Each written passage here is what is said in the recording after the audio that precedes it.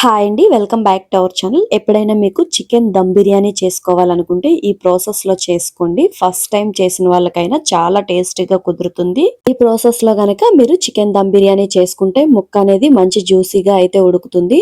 అలాగే రైస్ కూడా విరిగిపోకుండా చాలా నీట్ గా ఉంటుంది. పొడి పొడిగా అయితే రైస్ వస్తుంది. ఈ ప్రాసెస్ లో చేసుకుంటే గనక చికెన్ దమ్ బిర్యానీ అనేది మస్తు టేస్ట్ ఉంటుంది. మీకు నచ్చుతుంది, అలాగే మీ ఇంట్లో వాళ్ళందరికి కూడా నచ్చుతుంది. ఒకవేళ మీరు chicken dum biryani first time గనుక ట్రై చేయాలి అనుకుంటే గనక ఈ ప్రాసెస్ లో అయితే ట్రై చేయండి.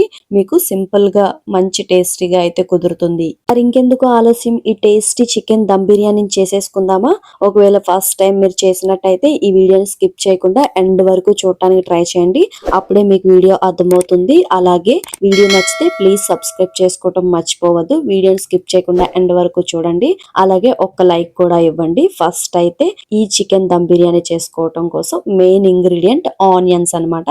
ఆనియన్స్ ని మంచిగా ఫ్రై చేసుకోవాలి. దానికోసం అయితే ఒక కడాయి పెట్టుకుని ఆయిల్ వేసుకోండి. ఆయిల్ వేసుకున్నాక ఆనియన్స్ ని ఈ విధంగా అయితే కట్ చేసుకోండి. కట్ చేసుకున్నాక ఆనియన్స్ మొత్తం వేసుకుని హై ఫ్లేమ్ లో కానీ మీడియం ఫ్లేమ్ లో పెట్టి అలా కలుపుకుంటూ ఫ్రై చేసుకోండి. ఒకవేళ ఆనియన్స్ ని స్టవ్ పై పెట్టి మీరు వేరే పని చేసుకుంటే గనుక ఆనియన్స్ అనేవి ఒకటి మంచిగా ఫ్రై అవుతుంది, ఒకటి మంచిగా ఫ్రై అవ్వదు. అందుకని ఆనియన్స్ దగ్గరే ఉండి మంచిగా కలుపుకుంటూ అయితే ఫ్రై చేసుకోండి. ఆనియన్స్ అనేవి మరీ డార్క్ బ్రౌన్ వచ్చేంత వరకు అయితే ఫ్రై చేసుకోకండి. లైట్ గా కలర్ చేంజ్ అవ్వగానే తీసేసుకోండి. ఇవి కొంచెం చల్లారిన తర్వాత డార్క్ గా అయితే తయారవుతాయి. మరీ డార్క్ గా ఫ్రై చేసుకుంటే మాడిపోయినట్టు అయిపోతుంది. అలాగే ఆనియన్సే బిర్యానీలో మెయిన్ ఇంగ్రీడియంట్. ఖచ్చితంగా ఆనియన్స్ ని ఫ్రై చేసుకునేటప్పుడు మీడియం ఫ్లేమ్ గానీ హై ఫ్లేమ్ లో గానీ పెట్టి ఫ్రై చేసుకోండి. ఆనియన్స్ చల్లారిన తర్వాత క్రిస్పీగా అయితే తయారవుతాయి. అలా ఫ్రై చేసుకోవటం వల్ల ఈ వీడియోలో చూపించిన విధంగా ఆనియన్స్ ఇలా కలర్ చేంజ్ అయిన తర్వాత అయితే మాత్రం ఒక ప్లేట్ లోకి తీసుకుని అదైతే పక్కన పెట్టుకోండి. ఈ ఆయిల్ అయితే మనం చికెన్ లోకి యూస్ చేసుకోవచ్చు. అలాగే రైస్ చేస్తాం కదా, దానిలో కూడా వేసుకోవచ్చు. ఈ ఆయిల్ కూడా పక్కన అయితే పెట్టుకోండి. ఆనియన్స్ అనేవి చూసారా ఎంత మంచిగా ఫ్రై అయ్యాయో. ఈ విధంగా ఫ్రై అయిన తర్వాత అయితే పక్కకు తీసుకోండి. ఆ తర్వాత 750 గ్రామ్స్ అయితే చికెన్ తీసుకోండి. నేనైతే 400 గ్రామ్స్ లెగ్ పీసెస్ ఓన్లీ తీసుకున్నాను. 350 గ్రామ్స్ నార్మల్ గా చిన్న పీసెస్ అయితే తీసుకున్నాను. చికెన్ తీసుకున్న తర్వాత మంచిగా వాష్ చేసుకోండి. చికెన్ ని క్లీన్ చేసుకునేటప్పుడు పసుపు ఉప్పు వేసుకుని అయితే క్లీన్ చేసుకోండి. అలా క్లీన్ చేసుకున్న తర్వాత వాటర్ తీసుకుని వాటర్ లో కల్లుప్పు వేసుకుని ఒక హాఫ్ అన్ అవర్ పాటు ఈ పీసెస్ అయితే వేసి పక్కన పెట్టుకోండి. హాఫ్ అన్ అవర్ తర్వాత ఆ వాటర్ నొంపేసి ఇలా ఒక గిన్నెలోకి ఈ చికెన్ మొత్తాన్ని వేసుకోండి. ఇప్పుడు ఈ మసాలాలన్నీ కలుపుకోవటం కోసం ఫస్ట్ అయితే కారం వేసుకోండి. కారం అనేది 4-5 స్పూన్లు వేసుకోండి. కారం అనేది కొంచెం ఎక్కువగా ఉంటేనే బాగుంటుంది. అలాగే ఒకవేళ మీకు మంచి కలర్ రావాలంటే ఆశీర్వాద్ గాని ఆచి గాని కారం యూస్ చేసుకుంటే మంచి కలర్ ఉంటుంది. అలాగే మన ఇంట్లో కారం కొంచెం వేసుకోండి. ఆ తర్వాత ధనియా పౌడర్ ను కూడా వేసుకోండి. ధనియా పౌడర్ అనేది ఒక స్పూన్ ఫుల్ గా వేసుకోండి. ఒకవేళ సరిపోదు అనుకుంటే 1.5 స్పూన్ వేసుకోండి. అలాగే 1.5 స్పూన్ జీరా పౌడర్ ను కూడా వేసుకోండి. ఈ ధనియా పౌడర్ జీరా పౌడర్ అనేది మనం ఇంట్లో చేసుకున్నదైతే టేస్ట్ ఇంకా బాగుంటుంది. అలాగే చికెన్ మసాలా కూడా 1 స్పూన్ అయితే యాడ్ చేసుకోండి. చికెన్ మసాలా యాడ్ చేసుకున్న తర్వాత బిర్యానీ మసాలా తీసుకోండి. బిర్యానీ మసాలా చేసుకోవటం కోసం ఓల్ స్పైసెస్ ని తీసుకోండి. మంటను మీడియం ఫ్లేమ్ లో పెట్టి ఈ ఓల్ స్పైసెస్ ని లైట్ గా ఫ్రై చేసుకుని ఆ తర్వాత మిక్సీ చేసుకుంటే మంచిగా అయితే ఇలా తయారవుతుంది. అలా మనం చేసుకున్న మసాలా వేసుకుంటే టేస్ట్ చాలా బాగుంటుంది. ఆ తర్వాత అయితే రుచికి సరిపోయేంత ఉప్పు వేసుకోండి.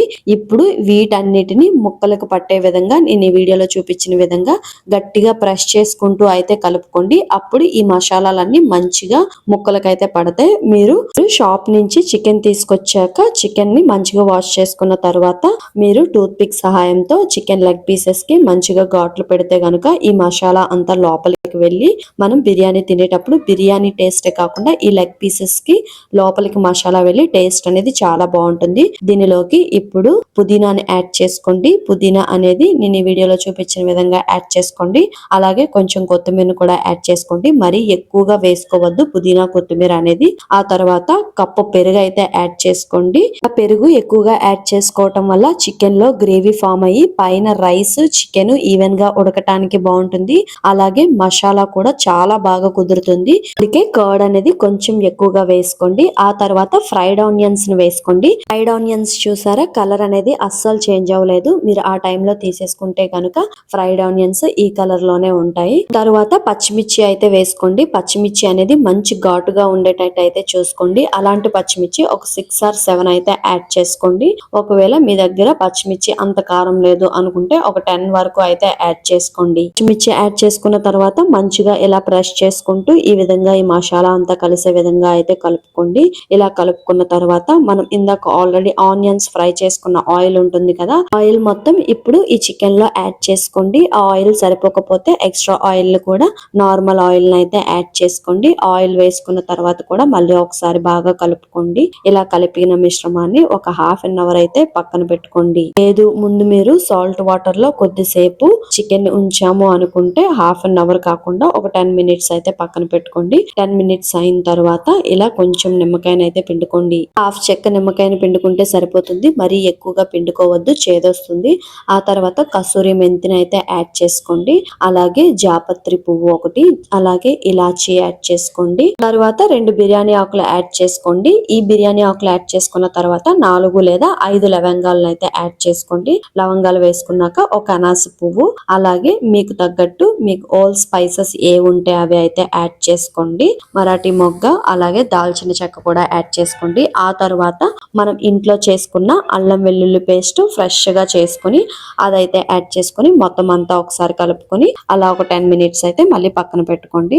ఆ లోపు నేను హాఫ్ అన్ అవర్ ముందే రైస్ నానబెట్టుకున్నాను. రైస్ ను నానబెట్టుకునే ముందే మంచిగా వాష్ చేసుకుని అయితే నానబెట్టుకోండి. ఇలా నానబెట్టుకోవడం వల్ల రైస్ అనేది మంచి పొడి పొడిగా అయితే ఉంటుంది. అలాగే దమ్ బిర్యానీ చేసుకునేటప్పుడు రైస్ అనేది మంచి బ్రాండ్ తీసుకోండి. అప్పుడప్పుడే బిర్యానీ చేసుకుంటాం కాబట్టి మంచి బ్రాండ్ తీసుకుని అయితే బిర్యానీ చేసుకోండి. ఇప్పుడు ఒక గిన్నె తీసుకుని 2 లీటర్ వాటర్ అయితే యాడ్ చేసుకోండి. ఇవి మంచిగా కాగనివ్వండి.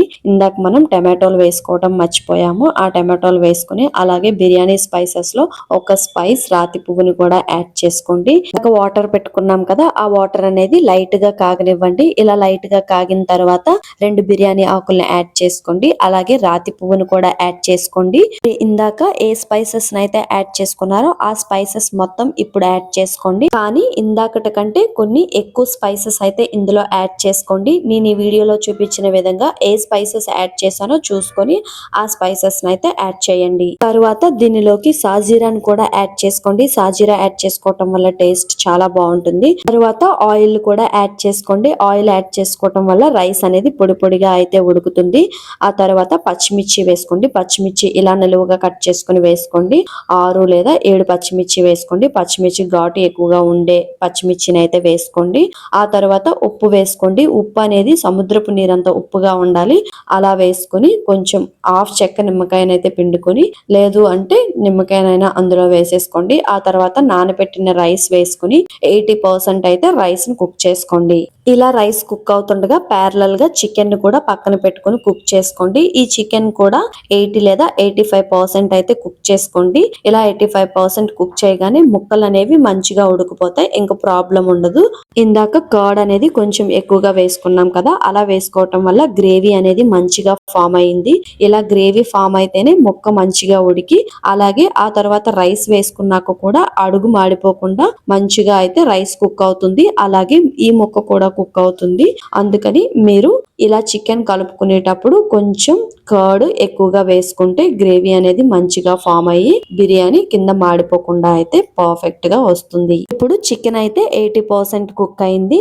80% కుక్ అయిన తర్వాత గ్రేవీ అనేది ఇలా ఉంది. మిగిలిన గ్రేవీ కూడా మంచిగా కుక్ అయ్యి పీసెస్ కి పట్టేసరికి ఆ రైస్ ఈ పీసెస్ మంచిగా అయితే కుక్ అవుతాయి. ఇప్పుడు రైస్ కూడా మనకి 80 లేదా 85% అయితే కుక్ అయిపోయింది. ఇలా కుక్ అయిపోయిన రైస్ ని అయితే వేసుకోండి. రైస్ వేసుకున్న తర్వాత ఇప్పుడు ఫ్రైడ్ ఆనియన్స్ ఉన్నాయి కదా, ఆ ఫ్రైడ్ ఆనియన్స్ అలాగే కొత్తిమీర, పుదీనా, అలాగే కొంచెం ఫుడ్ కలర్ అయితే యాడ్ చేసుకోండి. అలా లేయర్ కింద వేసుకుని మొత్తం అన్ని 3 లేయర్ల కింద వేసుకుని అయితే యాడ్ చేసుకోండి. మొత్తం యాడ్ చేసుకున్న తర్వాత ఒక స్పూన్ నెయ్యి కూడా యాడ్ చేసుకోండి. ఒకవేళ మీకు నెయ్యి ఫ్లేవర్ ఇష్టం లేదు అనుకుంటే స్కిప్ చేసుకోండి. తర్వాత మూత పెట్టుకుని లో ఫ్లేమ్ లో 20 minutes పాటు కుక్ చేసుకోండి. 20 minutes అయినాక స్టవ్ ఆఫ్ చేసుకుని 10 minutes అలా వదిలేయండి. వదిలేయండి. 10 మినిట్స్ తర్వాత ఇలా చూసుకోండి, మంచిగా కుక్ అవుతుంది. రైస్ కూడా పొడి పొడిగా ఉంటుంది. ఈ మసాలా అంతా రైస్ కి పట్టి రైస్ టేస్టీగా ఉంటుంది. అలాగే ముక్క కూడా జ్యూసీగా ఉంటుంది. మీకు ఈ వీడియో చూస్తేనే అర్థమవుతుంది ఎంత మంచిగా కుక్ అయిందని బిర్యానీ. ఇలా వేడి వేడిగా సర్వ్ చేసుకోండి. పక్కన మంచిగా ఆనియన్స్ పెట్టుకుని ఒక్క నిమ్మకాయ చెక్క పిండుకొని అలాగే పెరుగు చట్నీతో వేడి వేడిగా సర్వ్ చేసుకుంటే టేస్ట్ అయితే అదిరిపోతుంది. ఈ వీడియో మీకు నచ్చితే గనక ప్లీజ్ సబ్స్క్రైబ్ చేసుకోవటం మర్చిపోవద్దు. అలాగే ఒక లైక్ కూడా ఇవ్వండి. ఈ వీడియో మీ ఫ్రెండ్స్ కి ఫ్యామిలీ మెంబర్స్ కి కూడా షేర్ చేయండి. ఇలాంటి ఇంకొన్ని మంచి మంచి వీడియోస్ తో అయితే మళ్ళీ కలుద్దాం. ఇప్పటికైతే బాయ్.